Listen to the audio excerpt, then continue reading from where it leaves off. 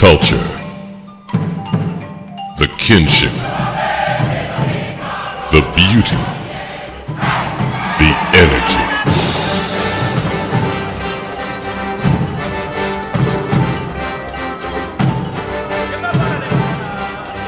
The spirit of African American art.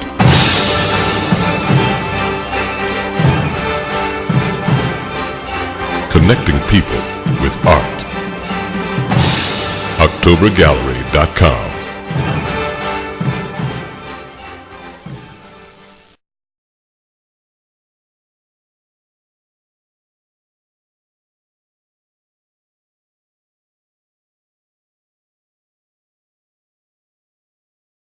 A full-time artist, I guess you would say. I make my living entirely as an artist.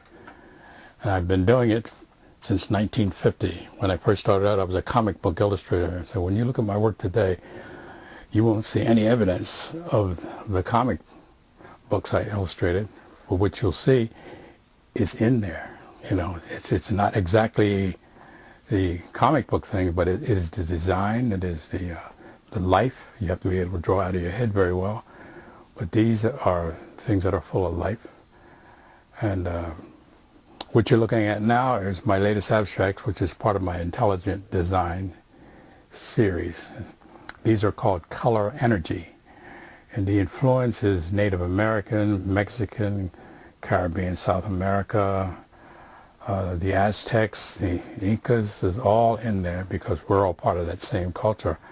I'm part Cherokee Indian, but it's a very small part of me, but it's there artistically because of my love for that kind of work. And anyway, with this kind of work, I think it has a life in it. It spins with life. As you can see, it's why it's called color energy. Color energy is the use of artwork that dazzles your eyes, and it's full of life. Some of the abstracts you see done by some artists are very calm. They don't have very much power in them, but that's the way the artist felt. And if you feel that way, you'll purchase that kind of art. But this kind of art you would like because it's alive. And every time you look at it, you just get a good feeling about it. If you notice it has so much color, it will match anything you got in the decor of your house or apartment. You know. So anyway, this is what I'm doing right now. These are very, very brand new.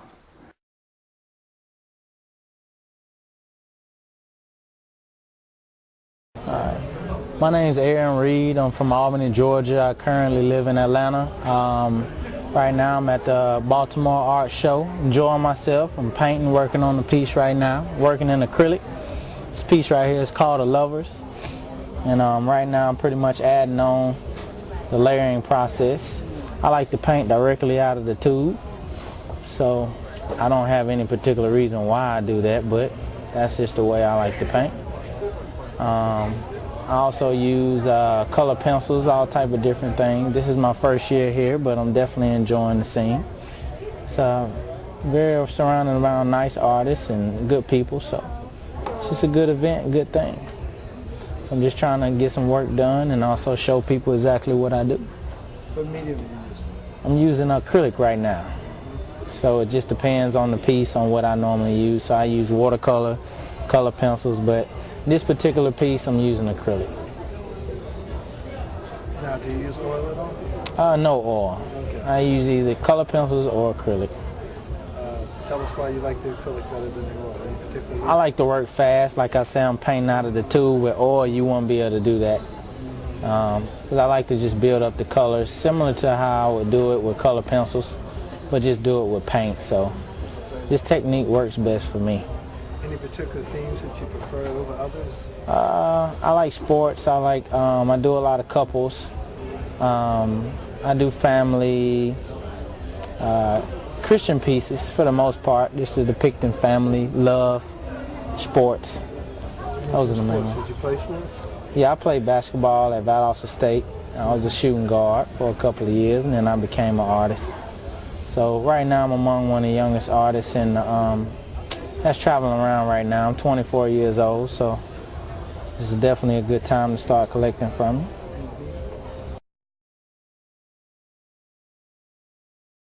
This is some of my work. As you notice when you look at what's up, I do a wide range of different styles, and that's simply because I don't like to stick to one thing. I think there's more to me than just one style, and so I do different pieces here. If you notice here, this one is one of everybody pretty much know who this person is. This is Ray Charles. It's done with oils. I like to work the oils while they're wet. That's what gives me the lines that go across. It's all done with a putty knife. I do mask. These are made out of a cutout masonite. Cutout masonite here. This one also here. This is repose. It's done with metal, where you work both sides of it. Okay, now this piece right here, tell us about this one. This is also done out of masonite. It's cut out. The stones, believe it or not, came from Greece when I was there. And I like to use some of the things I find in my works of art. Kind of earth tone colors that I use to go along with the bead.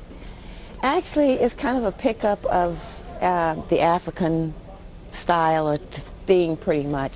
If you notice, I have different animals, kind of symbols that range through it. Use of the brush strokes that are done. This little guy right here. This little guy here is kind of like a takeoff of my mask. If you look at my mask, all the mouth is pretty much at the bottom of all the masks that are done. So I thought I'd try doing a sculpture done that way. Any particular theme that you work on? Any particular message that you're trying to give? Well, the theme, I guess, is just, I kind of just focus on things that just come from within. A lot of times I do a lot of sketching, and then those sketches usually just develop to what you see now. I'm George Oneil, and this is Mirror Image Designs. I'm setting up here at the Black Heritage Festival in Baltimore, and these are my creations. This creation, of course, is not lit up yet, but it sits on a glass pedestal with a light at the base. When the light is on, it shoots up through the entire piece, and the entire piece glows green. This is called Save the World. I have another piece over here. Let me move this out of the way. We have the Mask of Benin also on a glass pedestal. We have the warriors in the back, and we have African Queen. Sorry for the can in the back. And off to the right we have Miss Fufu. And again, when all the pieces are lit from beneath, the entire pedestal illuminates green. What's the process? Well, it's a sandblast technique. Pressurized air and sand in 2 contained rooms, and using a special rubber stencil, I'm able to create a 3-dimensional image, either with a stencil or freehand. A lot of times you can distinguish the freehand work by, here you can see that there's muscle tone. All that was done freehand. And when you create the fingers, you know, the muscles in the hands and things of that nature. Over here you can see the texture in the hair. That's all done freehand. And to get the cheekbones and the chin and all that is done freehand. So it's a technique that took me almost 10 years to develop, and I'm one of very few black artists that are doing carved glass. The culture, the kinship, the beauty, the energy.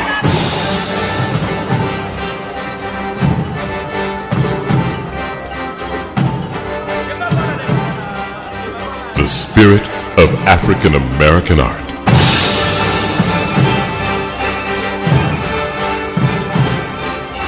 Connecting people with art.